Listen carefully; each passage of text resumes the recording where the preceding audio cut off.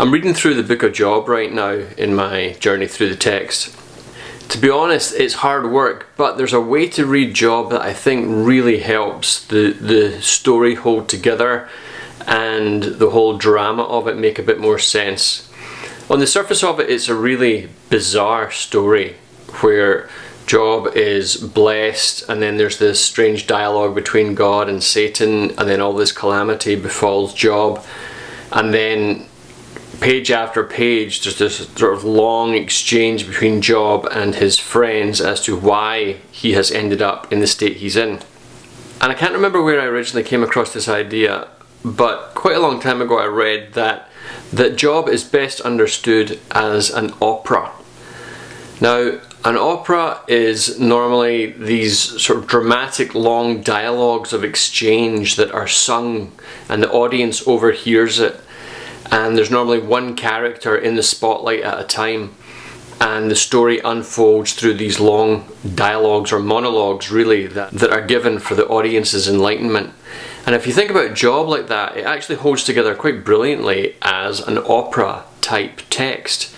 At the beginning you have the drama that is set up, which we've already mentioned, where Job is blessed but then this tragedy befalls him because God and Satan have come to some sort of strange arrangement where Satan makes the point that Job is only a good godly man because he is so blessed, but if he wasn't blessed and fortunate in the way that he is, then he wouldn't be a particularly godly man at all. In fact, he would turn against God if his circumstances took a turn for the worse. And God says, no, I'll prove to you that Job is faithful no matter what comes his way. So there's this very strange setup at the beginning where Job seems to be the pawn on the chessboard between God and Satan.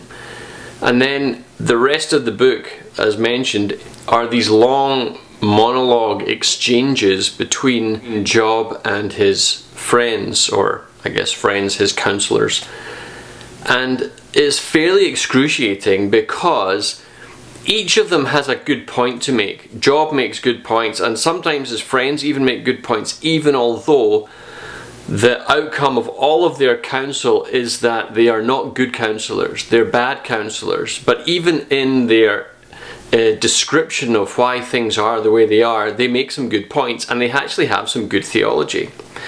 Now, this brings us right to the center of our current world and our current dilemma, and that is, why does the world seem often so unfair in the distribution, if you will, of blessing and trouble?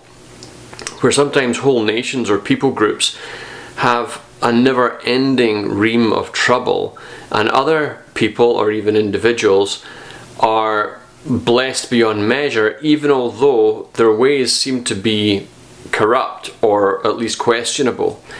And there's this difference or disconnect between what justice ought to look like in our minds and what reality actually looks like. And in the middle of it we ask ourselves, well, where's God? How come so many bad things happen to good people, and how come good things will often happen to bad people? And how do we make sense of this? Well, the book of Job is this long exchange of ideas as to why that is so. And unfortunately, when it comes to getting answers from the book of Job, there really aren't that many to be had. It's a fascinating insight into the question and how we process it with each other. But when it comes to actually answering, here is why bad things happen to good people and here is why good things happen to bad people, there are no answers. There is little, if any, resolution other than the sovereignty and the pronouncement of God that He superintends over creation in a way that we simply cannot understand.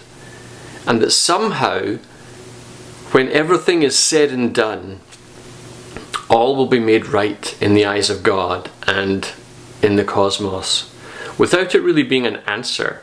One of the reassurances that we are given in the text of Job is that God is who God is.